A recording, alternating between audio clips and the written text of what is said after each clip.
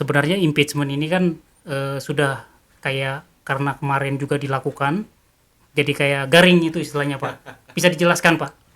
Oke, jadi memang ada beberapa politisi Amerika terutama pada Republik yang mengatakan bahwa kok sekarang orang gampangin banget ya gitu Iya, impeachment itu kan itu proses yang sakral yang harusnya dilakukan secara apa namanya hati-hati. Kok kenapa gampang banget terutama ketika Donald Trump diimpeach sampai 2 kali dua gitu kali. kan gitu loh. Itu mungkin karena itu curhatannya mereka lah gitu kan. Memang impeachment itu kan proses yang sangat jarang lah ya dari sepanjang sejarah Amerika yang hampir 250 tahun itu kan hanya terjadi Berapa kali Pak selama dalam sejarah? berarti terjadi ada berarti ada 4 presiden ya, Ya, 4 presiden 5 impeachment proses ya kan, oke. meskipun sebenarnya yang satu tidak diimpeach ya. Jadi pertama mungkin waktu Andrew Johnson itu di tahun masih abad 19 ya. Pertama ya Pak ya? Itu yang pertama kali. Hmm, Kemudian waktu itu kan kasusnya karena dia kayak melakukan pelanggaran satu undang-undang di mana dia memecat satu menteri yang menurut aturan menteri itu boleh dipecat setelah mendapat persetujuan dari Senat. oke. Menurut satu undang-undang ya namanya Undang-Undang Tenure of Office Act gitu kan. Tapi dipecat juga oleh Tapi Andrew Jackson. sehingga dia diimpeach.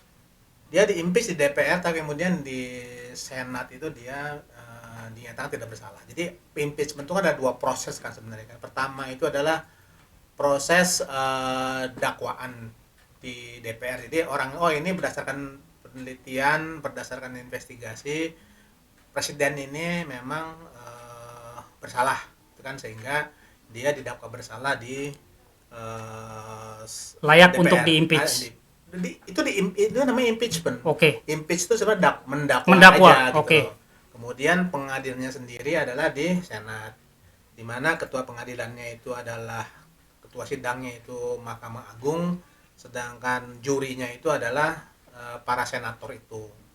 Jadi kalau 2/3 atau 2/3 anggota senator itu mengatakan bahwa presiden atau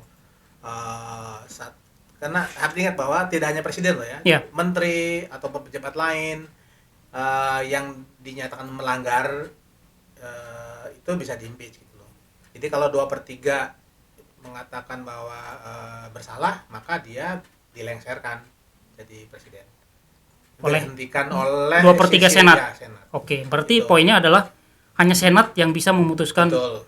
Sidang Jadi, Senat memutuskan. DPR oh, DPR hanya mendakwa aja. jadi nyodorin Betul. ke Senat ini gimana keputusannya gitu ya Pak ya? Oke. Nah kemudian yang kedua kan waktu zamannya Pak Richard Nixon Yang terkenal Pak ya? Nixon terkenal karena kasus Watergate, artinya di waktu itu kan dia terlibat dalam penerobosan ke kantor markasnya Partai Demokrat yang namanya di area di Watergate ya, di Capitol Hill itu. Kemudian yang menyadap teleponnya mereka beberapa anggota DPR lah ya gitu kan, dan kemudian ketahuan gitu kan. Nah itu dia kemudian diimpeach juga, terancam diimpeach, tapi kemudian karena kasusnya dianggap sangat serius dan rekan-rekan dari anggota Partai Republik mengatakan bahwa kelihatannya dia bilang Anda akan diimpeach di DPR dan juga akan dilengserkan di Senat karena suara sudah memastikan bahwa Anda akan diimpeach dan akan dilengserkan. Berarti bisa dibilang dia belum diimpeach. Dia belum diimpeach. Oh, Jadi gitu. ketika dia melihat bahwa hitung-hitungannya dia bakal diimpeach dan dilengserkan, maka dia memilih untuk resign. Jadi sebenarnya baru ancaman impeachment tapi Nixon keburu resign. Nah kemudian yang ketiga kan Bill Clinton karena Ya. kasus skandal Monica Lewinsky, Ya. seorang karyawan magang Gedung Putih ya, Ya. yang kemudian akhirnya dia juga di impeach karena waktu itu kan DPR-nya mayoritas adalah Partai Republik ya. Dia di impeach di DPR, tetapi kemudian dia nyatakan tidak bersalah di sidang Senat. Malah mungkin waktu itu ada dari 2 dakwaan itu, yang satu dia itu hanya dikatakan bersalah oleh 45, artinya mayoritas tidak bersalah gitu kan. Untuk yang kedua dia dinyatakan oleh 50-50, jadi separuh mengatakan, artinya ada anggota Senat Republik yang menyeberang, yang mesti mengatakan bahwa Bill Clinton tidak bersalah gitu. Jadi berarti ada tren bahwa seorang presiden dari misalnya dari antara DPR nih Pak, presiden Republik biasanya yang mengimpeach mayoritas di DPR. Karena Apa karena mereka punya hitungan. Ya. Kalau dia minoritas nggak mungkin dong gitu. Ya, Kecuali ya. kalau memang dianggap bahwa pelanggarannya sangat berat sehingga kemungkinan besar partai pendukungnya pun partai oposisi akan mendukung itu kan gitu. Tapi dalam banyak kasus itu tidak mungkin ya. Pasti satu partai yang menggadang-gadang istilahnya. Impeachment itu pasti partai yang menguasai mayoritas paling tidak di DPR.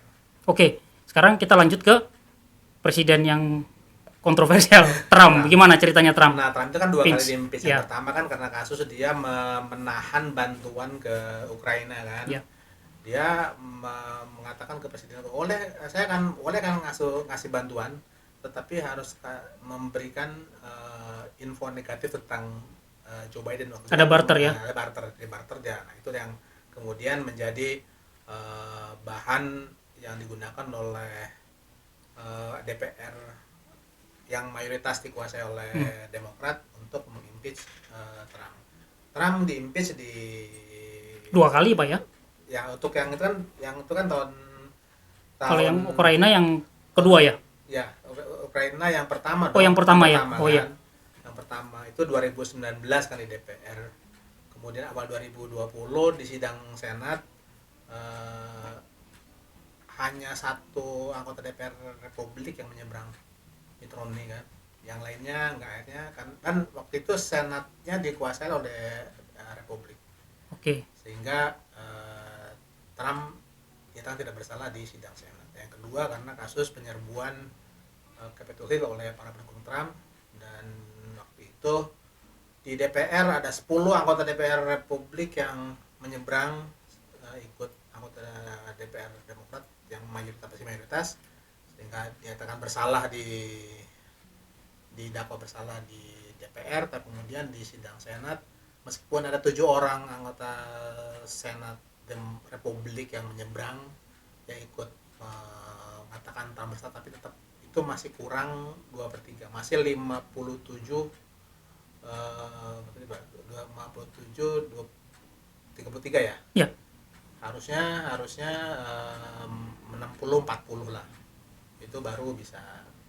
Jadi hitungannya tuh emang bahwa untuk masuk ke Senat pun melalui fase di DPR dulu ya. DPR dulu. Dan di DPR sendiri dari kubu masing-masing partai juga ada hitungan-hitungan Pak ya. Juga. Jadi tidak mesti bahwa anggota DPR misalnya yang mengimpeach itu, yang mengajukan impeachment itu anggota DPR Demokrat, tidak mesti semua anggota DPR Demokrat akan mendukung gitu. Karena mereka akan lihat mereka berasal dari mana gitu kan. Meskipun dalam sejarah yang mengimpeach presiden biasanya dari kubu partai oposisi. Oposisi ya kan. Dan dia mayoritas ya kan. Tapi kenyataannya di 2000 impeachment yang pertama pun ada 3 anggota DPR Partai Demokrat tidak mendukung. Dia malah mengatakan ya ikut ke kubunya Republik. Kenapa? Karena mereka itu berasal dari distrik yang dimenangkan oleh Trump pada Pilpres 2016. Jadi mereka memperhitungkan basis. Mereka harus mendukung. Jadi mereka mikir saya itu akan memilih memilih untuk mengatakan bergabung ke Demokrat untuk mengimpeach atau enggak gitu. Mereka punya hitungan. Jadi pasti kan mereka punya suara, ada suara Republik, ada suara Demokrat, tapi biasanya kan kalau DPR tuh sifatnya kan istilahnya kedaerahan ya, isunya isu lokal lah. Ya. Jadi kalau isu lokal kadang-kadang orang pemilih tidak memandang lagi dia Demokrat. Kalau memang dianggap baik, aspirasi sesuai dengan wilayah distrik tersebut ya dia akan dipilih. Oke. Jadi ini kan mulai dipush oleh Partai Republik sebagai tanggung jawab mereka ke ininya, karena emang ada tekanan ya. Kira-kira tekanan itu dari mana Pak? Apakah dari masing-masing negara yang direpresentasikan atau emang pengaruh Trump yang katanya serangan balik gitulah ya? Karena selama ini kan dia kena berbagai puluh tuduhan ya. Faktornya banyak lah ya. Pertama memang aspirasi dari konstituen, ya kan. Kedua adalah kepentingan dari partai itu sendiri, gitu kan. Hitung-hitungan partai kalau misalnya dia melakukan impeachment, mungkin apa namanya, dukungan dari konstituen akan lebih kuat lagi. Kemudian dia bisa secara matematik bisa mendapatkan kursi tambahan di setelah di next election atau next time election, gitu kan. Kemudian bisa jadi untuk kasus yang terakhir ini kan, yang terakhir ini kan memang Joe Biden itu ada upaya untuk mengimpeach meskipun sekarang levelnya masih inquiry ya, karena belum ada bukti konkret mengenai kesalahan Sejauh ini dari yang kan. muncul Yang muncul permukaan ya. belum ada gitu Oke. kan. Dari Partai Republik pun yang mereka mengatakan Biden bersalah, bukti konkret belum ada gitu kan. Ya. Tetapi yang pasti ada dua hal. Pertama itu memang dorongan dari konstituen lah. Konstituen kan mereka merasa bahwa presiden mereka sudah didolimi, ya kan. Ya. 2 kali gitu, didolimi 2 kali gitu kan. Masa sih nggak dibikin? Iya, jadi kemudian yang kedua adalah memang Trump sendiri melakukan pendekatan kepada sejumlah anggota DPR Partai Republik untuk melakukan semacam balas dendam lah gitu kan. Saya dulu salahnya apa sih impeach? Nah sekarang udah jelas-jelas tuh dia kan anaknya tuh terlibat dalam banyak skandal, kemudian mereka berdua menerima uang dari Bu Risma di Ukraina. Kenapa mereka dibiarkan aja gitu kan. Nah itu menarik Pak. Ya. Bicara mengenai impeachnya ini bisa dijelaskan Pak? Apa aja yang mau yang dibawa oleh Republik? Apakah masalah Hunter Biden, laptopnya segala macam, ataukah masalah korupsi atau penyalahgunaan kekuasaan menekan lawan posisi atau gimana? Jadi kan mungkin simpelnya kan ketika Joe Biden menjadi wakil presiden di era Obama gitu kan, Hunter Biden anaknya kan menjadi semacam lobbyis lah, lobbyis yang datang ke Tidak resmi. Ya mungkin resmi karena dia tidak dapat resmi lah, dia sebagai lobbyis tadi datang ke Ukraina, datang ke China gitu kan, untuk istilahnya membantu perusahaan di sana untuk bisa melakukan bisnis di Amerika, dan dia menggunakan bapaknya sebagai saya anak wakil presiden ya. gitu kan. Malah beberapa yang mengatakan bahwa Biden beberapa kali sempat diajak pertemuan dengan perwakilan dari pebisnis yang menurut kata gitu. Meskipun orang yang bersangkutan yang emang orang yang mengatakan saya ketemu Biden, cuma Biden nggak ngomong apa-apa gitu loh, gitu kan. Dia nggak ngomong memberikan, jadi dia diam aja gitu, apa gitu kan. Nah yang kemudian muncul di permukaan itu adalah tuduhan dari yang terungkap di salah satu media konservatif di Amerika bahwa dalam satu pertemuan dengan pimpinan Bu Risma gitu, perusahaan energi dari Ukraina, jadi mereka itu kayak memeras mereka, ya udah lo kalau mau bayar urusannya udah kasih kita $10 juta lah gitu. Masing-masing katanya Joe Biden menerima $1 juta, Hunter Biden menerima $1 juta, dan katanya ada rekamannya. Dan 7 rekaman yang bisa membuktikan bahwa hal itu terjadi. Dan itu akan direncanakan untuk dibawa nanti sama nah itu persoalannya gitu kan. Jadi sebenarnya kan ini persoalan lama ya, lama. Jadi ketika Trump siap-siap untuk bertarung dengan Joe Biden, dia sudah melakukan kayak opposition research lah. Jadi termasuk katanya 7 rekaman itu sudah diputar oleh FBI yang oleh Trump, dan juga oleh bersama dengan jaksa agungnya Bill Barr, dan katanya ketika didengarkan nggak ada bukti bahwa dia bisa membuktikan bahwa Biden benar-benar menerima uang dari pemilik Bu Risma itu, katanya begitu. Katanya ya. Iya, katanya itu. Oke. Jadi sebenarnya itu kuncinya di rekamannya itu. Itu yang pertama. Itu yang pertama. Oke, yang kedua. Yang kedua kan penyalahgunaan kekuasaan? Ya, tuh dalam arti gini, kan sekarang mungkin tuduhannya karena Joe Biden waktu itu sebagai wakil presiden gitu kan, bagaimana dia istilahnya membiarkan anaknya gitu kan, membiarkan anaknya untuk melobi sana sini untuk kepentingan pribadi gitu kan. Nah, dia kan bukan untuk negara tapi untuk pribadi. Dan nah itu jadi media konservatif Amerika menganggap bahwa yang diuntungkan gak hanya Joe Biden loh, tetapi sebagai Biden family gitu kan, karena mereka sebagai satu-satunya, misalnya mereka, dan itu Joe Biden kan rumahnya bagus, nggak mungkin dong dia ada begitu kalau cuma dari gaji sebagai senator kan, ada gitu kan, ada tuduhan seperti itu gitu kan, pengusutan balik ya. Jadi kira-kira itulah. Nah, terus kalau itu kan istilahnya kasus lama ya Pak ya. Nah selama dia menjadi presiden, apakah ada hal-hal yang krusial juga untuk didakwa oleh pihak Republik? Entah itu apa, misalnya penyalahgunaan apalah gitu, atau kebijaksanaan politik luar negerinya yang sangat dianggap merugikan, karena kan bantuan-bantuan ini kan terus mengalir ya Pak ya. ya. Apakah ada dari situ juga salah satu bagian dari modalnya Republik untuk menekan itu? Jadi kalau pihak Republik mengatakan bahwa bantuan yang terus-menerus terhadap Ukraina itu sebagai bagian dari upaya untuk menutupi kesalahan masa lalunya gitu kan, itu kira-kira gitulah.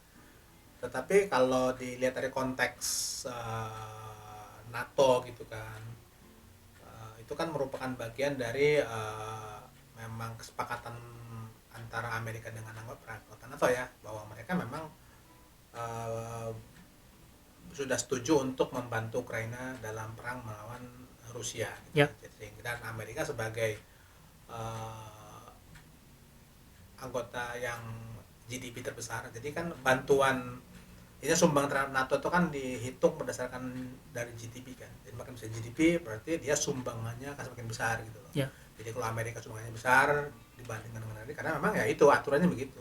Kalau tidak 1% dari GDP lah kalau tidak salah ya, yang lain-lain berarti ya GDP Amerika berapa kan jauh dibandingkan dengan Inggris, dengan Prancis. Berarti itu gak masalah ya buat apa? Gak ada pelanggaran lah istilahnya. Itu gak ada pelanggaran. Gak ada pelanggaran karena ya. memang itu sudah kesepakatan dengan anggota NATO dan memang ada aturan yang mengharuskan bahwa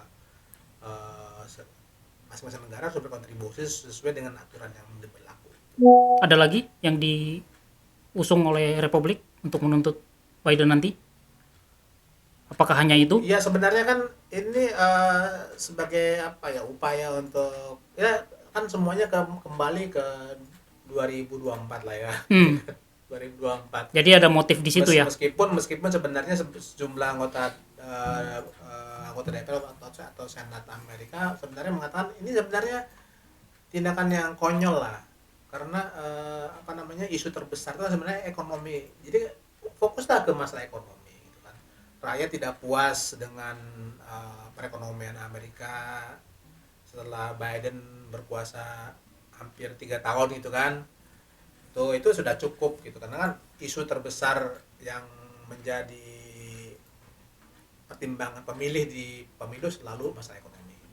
Jadi impeachment itu bisa jadi malah bisa memiliki efek balik gitu kan. Kalau menurut salah satu penulis di Politico mengatakan ini malah kan maksudnya buat Biden sekarang sekretaris DPR hampir dilupakan oleh pemilihnya gitu kan. Mereka udah lupa Biden jadi presiden gitu kan. Nah sekarang dengan Joe Biden di impeach, oh iya kita punya presiden. Kasarnya gitu. Kita punya presiden. Saya Demokrat, kita punya presiden ya. Sekarang lagi di kirain Trump lagi yang di impeach. Oke. Kira-kira gitulah. Ya. Jadi emang di satu sisi Republik punya motif untuk 2024 melakukan impeach ini, tapi bisa jadi kalau menurut Pak Diden ini bisa jadi serangan balik ya, malah menjatuhkan, karena rakyat juga melihat bahwa ngapain sih ya, gitu kan. Efek balik lah. Efek balik lah ya. Tapi itu sepertinya ada pertimbangan lah ya, karena dari Republik sendiri akhirnya ini harus dilakukan ya. Ya. Tapi emang mungkin saya agak percaya dengan tadi asumsi yang tadi ya, karena kan kita belajar dari midterm election, kalau ingat bahwa Trump itu kan punya banyak calon tuh, calon gubernur Arizona yang dia dukung, calon gubernur di Georgia ya kan, dia punya calon sendiri yang melawan Brian Kemp itu. Kemudian dia punya anggota DPR di Georgia kemudian anggota DPR Arizona, kemudian Ada yang anggota Dr. dari Oz kalah Michigan, juga. kemudian Pennsylvania, kemudian di Ohio. Yang menang tuh cuman Ohio doang Iya. waktu itu kan. Karena kenapa? Karena ternyata apa namanya, calon pilihan Trump itu hanya menang di primary tapi kalah eh, di di pemilunya kan. Nah, jadi orang punya asumsi yang sama gitu kan. Trump mengatakan bahwa dia kan hanya kemauannya dia. Kayak semacam dendam pribadi lah. Gue diimpeach 2 kali, ini giliran lo, kamu jadi DPR mayoritas nih, impeach dong Joe Biden, kira-kira gitu kan, gitu loh. Padahal tidak memperhitungkan seperti itu, tidak memberikan kemungkinan Ada jeleknya, resiko lah ya ada Pak ya. resikonya.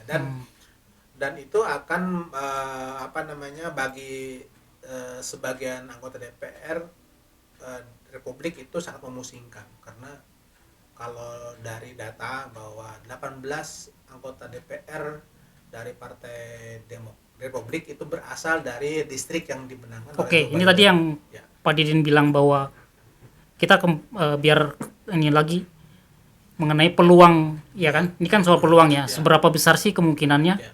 Karena ini kan baru difokuskan di DPR. Untuk masuk ke lolos ke DPR dan masuk untuk diserahkan ke Senat pun kayaknya agak berat. Kira-kira hitungannya gimana, Pak? Nah, kalau kembali kan bahwa di DPR itu impeachment tuh cukup dengan simple majority ya, dengan selisih 1 udah cukup lah ya, gitu.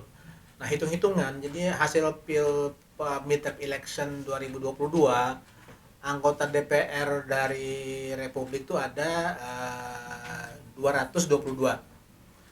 Sementara anggota DPR dari Partai Demokrat itu ada 212. Jadi selisihnya 10. Tetapi saat ini tidak 10 sih, karena ada, kalau tidak salah ada 2 anggota DPR Partai Republik yang dia mengundurkan diri dan harus ada special election, sehingga selisihnya hanya 8. Nah, padahal dari seluruh anggota DPR Partai Republik itu 18 adalah berasal dari distrik yang dimenangkan oleh Joe Biden. Yang apa namanya, selisihnya dari mulai 0, sampai 2 digit, double digit lah ya gitu artinya, tapi ya tetap bahwa itu dimenangkan oleh Joe Biden. Artinya nanti kalau konstituen di distrik tersebut tidak suka dengan impeachment Joe Biden, maka akan berbalik, sehingga mungkin di election nanti pemilu itu kan ada DPR, Senat. DPR kan semua pasti kan. Ya. Sebagian Senat akan juga mereka bertarung juga. 6 tahun ya, kalau nggak salah. Kalau Senat 6 tahun, kalau DPR setiap 2 tahun. Setiap 2 tahun. Nah, nanti yang 8 besok harus bertarung kan. Nah, mereka itu yang mereka harus mempertaruhkan itu kan, mempertaruhkan. Jadi kalau mereka sebenarnya, apakah saya ikut mengimpeach? Kalau mengimpeach berarti kan saya nanti akan berhadapan dengan konstituen ya. di.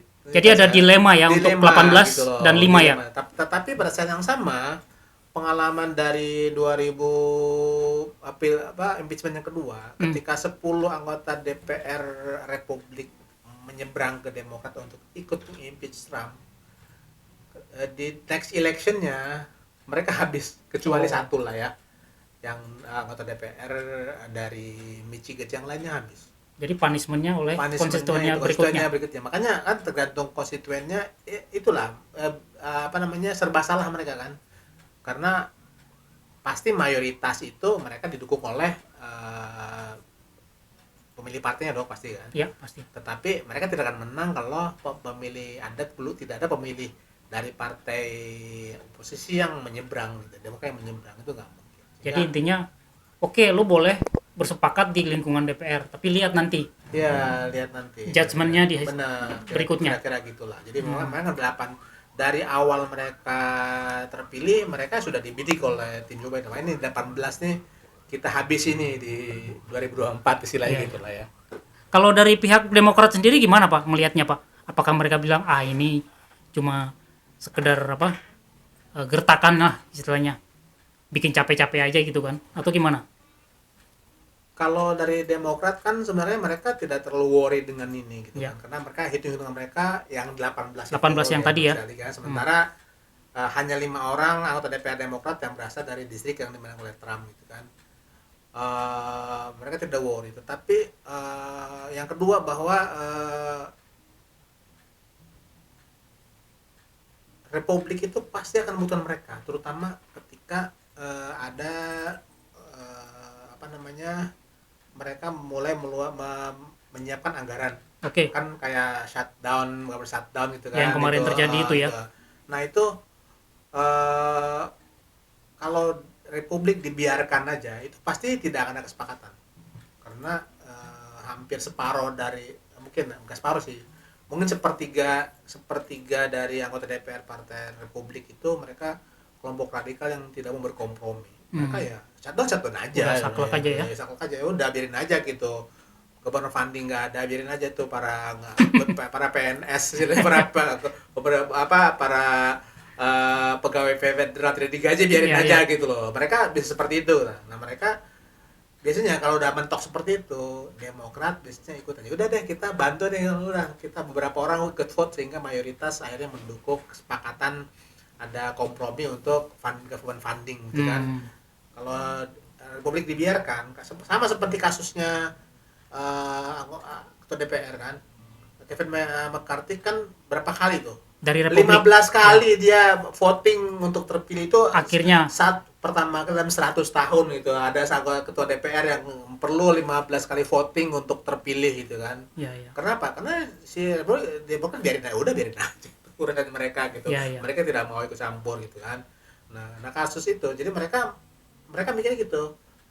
Nggak mungkin, karena mereka akan butuh kita ketika kita akan sidang untuk menentukan government funding. Oh, poinnya di situ Pak ya. Poinnya di situ. Oke. Jadi mereka punya, kalau ya udah pakai biarin aja. Kalau funding gak jalan, yang silakan siapa? Pasti orang mau publik. Ini kan Republik yang membuat ini terjadi, apa namanya, gridlock di DPR kan, sehingga tidak ada funding, kemudian pemerintahan gak jalan gitu kan. Oke, kita minum dulu Pak. Oke.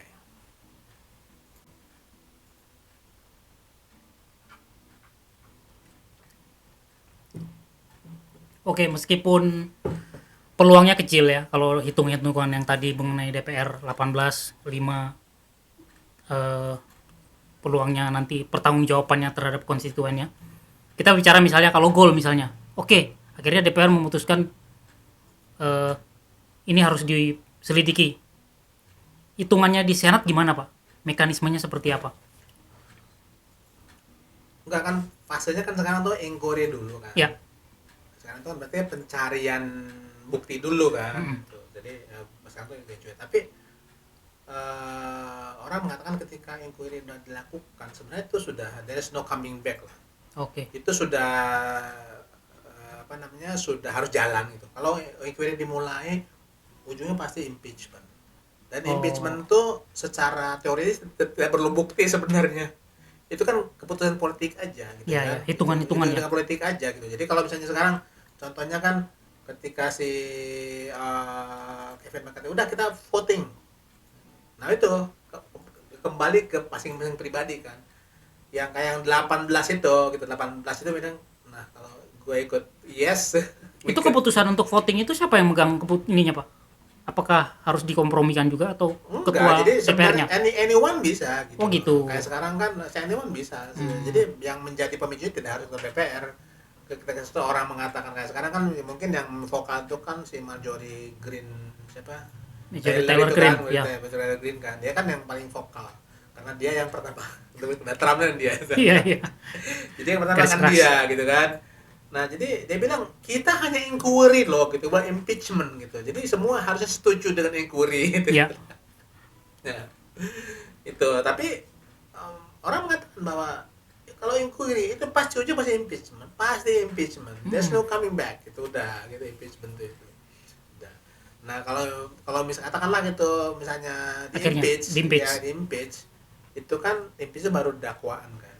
Nah, kan di sidang Senat. Nah, persoalannya di Senat itu sekarang mayoritas adalah Demokrat. Demokrat. Oh, Ya kan? poinnya di situ ya. Demokrat juga kan tidak satu juga gitu. Demokrat itu kan ada, paling tidak ada 2 orang. Dan kan Demokrat itu 51, kan sekarang hitung-hitungannya 5149 ya.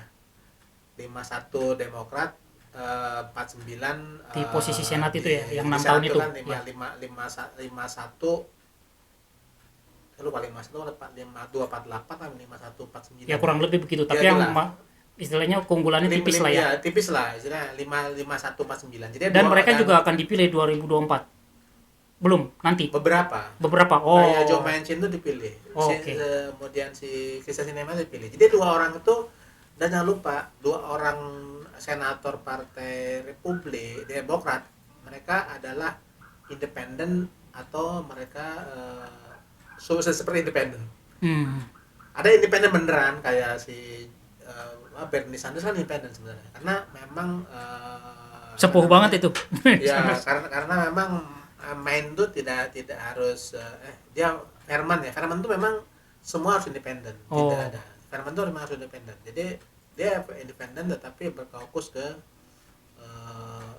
ke Demokrat. Demokrat ya. Ada satu lagi yang siapa namanya, Angus King, dia juga independen, dua-duanya dari Fairman ya, jadi tapi dia berfokus ke Demokrat. Kemudian nah itu di Demokrat sendiri ada dua orang, yang satu itu memang si Kristen Sinema yang dulunya senator Demokrat dari Arizona, yang sekarang dia memutuskan masuk jadi independen. Dan Joe Manchin dari West Virginia, yang dia seringkali banyak bergabung ke kubu Republik. Jadi dua orang itu, artinya kalau misalnya 4951 dua orang itu misalnya berpihak pada, katakanlah ya, Ya. mungkin secara hitungan kasar, kalau semua kompak ya, itu berarti tidak akan terjadi. Kalau Senat mengatakan enggak deh, ini buktinya nggak kuat nih gitu kan, Demokrat sebagai mayoritas mengatakan wah enggak deh, ini nggak bisa. Jadi bisa mengatakan dia nggak bisa menolak gitu kan. Tetapi ketika dua orang itu mengatakan dia udah tetaplah kita perlu untuk mematukan pengadilan, ya udah berarti kan bisa masuk ke Senat dan akan dilakukan pengadilan di situ. Apakah ada manuver-manuver dari Republik untuk melobi Senat untuk membuat mereka berubah pikiran, atau mereka sangat independen, Pak? Artinya solid untuk bahwa ini Demokrat, Republik, apa mereka emang balik lagi kan kalau ada bukti nyata bisa verdict. Ya dua orang itu, Joe Manchin itu. dengan Kristen Sinema itu. Kenapa? Karena Joe Manchin itu kan memang dia harus bertarung ulang di 2024 kan. Ya. Problemnya adalah dia akan berhadapan dengan mantan gubernur West Virginia juga, yang kemungkinan besar akan bisa mengalahkan dia gitu. Jadi orang memprediksi dia tidak akan maju, kalaupun maju dia tidak akan maju sebagai Demokrat tapi sebagai independen, karena kalau sebagai Demokrat dia pasti akan kalah ya kan? Sama seperti Joe Lieberman zaman dulu. Joe Lieberman saya lupa dari mana ya, cuma Joe Lieberman itu dulu ketika dia kalah di primary-nya Demokrat, dia maju sebagai independen, dia menang dia sebagai independen. Nah, Kristen Sinema sendiri dia sudah memutuskan untuk menjadi independen, dan dia akan berhadapan dengan salah seorang anggota DPR Arizona yang sangat kuat lah, seorang anggota DPR yang dari kelompok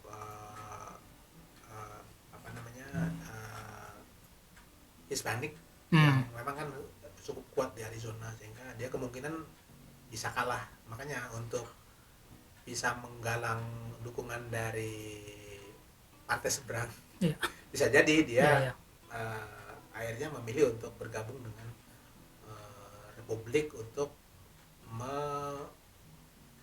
melakukan sidang pengadilan Joe Biden di Senat. Tetapi juga nggak mesti itu juga, kenapa? Karena ada beberapa orang di Republik yang juga independen. Contohnya siapa? Misalnya Mitt Romney, ya kan? Mitt Romney itu kan dia 2 kali ikut mengimpeach Trump. Ya sering kan? menyerang Trump ya. Nah, Trump. Dan dia 2 kali mengimpeach Trump. Dan dia sudah memutuskan untuk tidak akan maju lagi. Dia harusnya maju di 2000, tapi dia memutuskan dia tidak akan. Nothing tulus dong dia ya. Nothing tulus ya kan? Iya. Kemudian ada namanya senator dari Alaska, kemudian senator dari Maine juga yang mereka independen. Jadi Susan Collins dengan siapa yang dari Alaska saya lupa. Jadi agak berat tuh. Jadi kalau misalnya 2 menyeberang sana, 3 menyeberang sini, Ya, itu yang agak berat gitu kan. Jadi tapi secara umum berat lah ya, secara umum berat itu gitu kan. Jadi kecuali mereka punya bukti kuat bahwa Joe Biden memang bersalah, itu akan bisa dengan mudah untuk diadakan pengadilan di sana. ya terkait bukti, artinya kan kita tadi ngobrolin masalah di sisi legislatif ya Pak ya. Nah, peranan di sektor yudikatifnya nih, apa namanya, jaksa agung lah istilahnya ya, gimana Pak mereka yang melihat bukti-bukti itu atau gimana proses? Jaksa Agung sebenarnya dia hanya sebagai kayak pemimpin sidang aja gitu loh. Kalau nggak salah ada 10 ya atau berapa orang Enggak, itu jadi nanti yang mewakili hanya satu aja, satu aja. Jaksa Agung aja gitu loh. Oh. Jadi kenapa ada Jaksa Agung situ? Jadi karena ketika sudah diputuskan dengan pengadilan tertinggi ada di situ, tidak lagi banding lagi kan. Udah di situ kan udah pengadilan tertinggi di situ. Jadi bersalah udah gak ada banding lagi. Oh. Jadi mengingat ini jaksa agung juga pihak Demokrat ya, ditunjuk oleh Joe Biden ya? Enggak juga. Enggak kan juga. Ketua Jaksa Agung itu dia kalau tidak salah malah dia ditunjuk oleh George Bush loh, kalau tidak salah ya. Oh gitu. Iya. Oh ya, menarik. Tapi Kan, emang terakhir itu kan Trump mengangkat 3 ya kan. yang Kemudian Joe Biden ngangkat 1 karena yang dipensiun kan. ya, Tuh. Jadi ketua Jaksa Agung itu kan konservatif dia. ya mereka kalau nggak salah sampai seumur hidup atau Seumur hidup ya? atau dia pensiun, Ya, resign lah, karena terserah pensiun mereka ya. Resign. Dan itu susah dikendalikan ya untuk dari dua kubu masing-masing atau ada lobby-lobby juga. Tapi dalam konteks impeachment mereka nggak punya peran apa-apa. Nggak peranan ya. Mereka yang memimpin sidang dan ya udah ngikut aja keputusan si senatnya bagaimana, ya udah dia kayak semacam ya udah dia cuma meresmikan aja gitu. Oh gitu. Berarti emang dia intinya di Senat ya Pak ya? Intinya senator itu memutuskan, si ketua sidang, ketua Mahkamah Agung dia nggak punya peran apa-apa. Jadi mereka nggak, misalnya kalau sudah di situ ya sudah gitu ya. Ya Mereka sudah. nggak bisa bilang menganulir keputusan. Sebenarnya tujuannya itu tujuannya agar ketika sudah diputuskan di situ sudah tidak dibanding lagi. Kenapa? Karena ketua Mahkamah Agung sudah ada di situ. Pengadilan tertinggi sudah meresmikan sehingga tidak bisa mana lagi di atas mahkamah nggak ada kan, ya sudah. Yang di situ sudah selesai. Gitu. Ya. Ya berarti balik lagi ya, karena ini kan seperti langkah yang emang harus dilakukan oleh pihak Republik dengan berbagai alasan. Kira-kira nanti seperti apa Pak? Nanti kita berbicara masalah masa depan aja nih. Nanti akan mengalir seperti kejadian yang dulu Trump atau gimana? Ada kejutan-kejutan? Saya kira nggak ada ya, cuman bahwa peluang Joe Biden untuk di-impeach itu ada, tapi peluang untuk tidak jelas tidak ada gitu, sangat mustahil tidak ada. Tetapi peluang Joe Biden untuk diadili di Senat mungkin ada, tergantung tadi itu siapa yang mau menyeberang ya kan, sehingga mayoritas mengatakan bahwa ya boleh kita bisa mengadili Joe Biden di sini. Karena hitung-hitungan seperti tadi, 3 orang independen di Republik, 2 orang independen di Demokrat, yang mereka bisa saling menyeberang. Siapa yang menyeberang kita nggak tahu gitu kan. Oke, berarti terlepas dari situ, yang jelas langkah ini harus dilakukan dan itu berdampak ke 2024. Oke, seperti apa Pak kira-kira? Jadi biasanya kan pemilu maksudnya. Jadi kalau dari pengalaman gitu kan, bahwa ketika seseorang itu di-impeach kayak misalnya Bill Clinton di-impeach kan. Jadi di midterm selanjutnya itu Republik kehilangan kursi, menjadi minoritas. Padahal harusnya kan presiden berkuasa, kemudian ada midterm election, biasanya partai yang memegang kulit gedung putih akan kehilangan kursi di DPR. Oh, Tapi tapi karena ini impeachment itu ada efek balik, efek kebalikan kan, sehingga malah kemudian anggota DPR Republik yang kehilangan kursi, dan malah waktu itu Newt Gingrich sebagai ketua DPR dia akhirnya tergusur ya kan. ini berkaca dengan yang impeach terakhir yang Trump itu Pak ya, yang 2021, dampaknya ke pada saat pemilu yang berikutnya. Itu ya. Jadi oh ini jadinya begini gara-gara impeach kemarin gitu. Atau gimana? Mungkin yang nyata tuh di sana lah. Hmm. Yang nyata itu kan kalau di artinya gini, di 2000 ketika Bill Clinton itu kan sebenarnya itu urusan pribadi gitu loh, ya kan. Ya. Itu bukan tidak ada pelanggaran undang-undangnya apa ya gitu, pribadi. Jadi itu dampaknya. Jadi saya menganggap bahwa ini kan urusan pribadi gitu, Personal, ya. personal gitu loh. Personal, dan malah sehingga membuat beberapa anggota Senat dari Republik menyeberang ke Demokrat mengatakan Bill Clinton nggak bersalah gitu kan, itu. Dan akhirnya malah di midterm electionnya Republik kehilangan kursi mayoritas di situ. Nah, tapi secara umum bahwa ketika seorang presiden dari suatu partai itu teraniaya maka konsep akan terbangun. Oh iya, gua punya presiden nih lagi. Iya. Lagi di apa istilah di kita itu lagi dianiaya sama oposisi nih gitu kan, sehingga terzolimi sehingga pollingnya bakalan naik.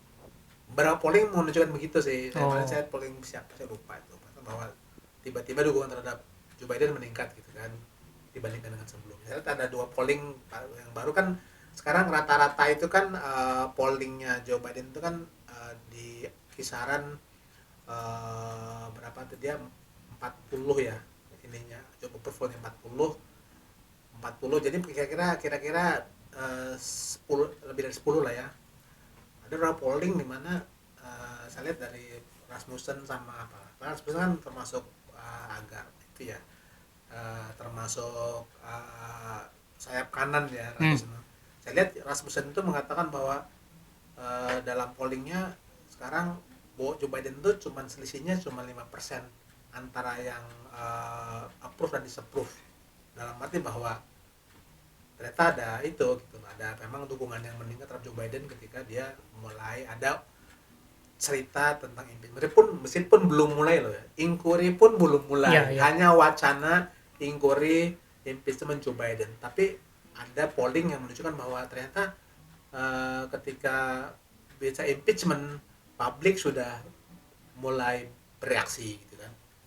Berarti ya susah juga nih apa berarti di sisi Republik mereka merasa ini perlu dilakukan, entah itu karena dorongan Trump atau gimana, tapi di satu sisi Demokrat merasa ini juga bagus, maksudnya blessing in disguise, merasa ini terangkat lagi, ternyata kita punya presiden gitu ya.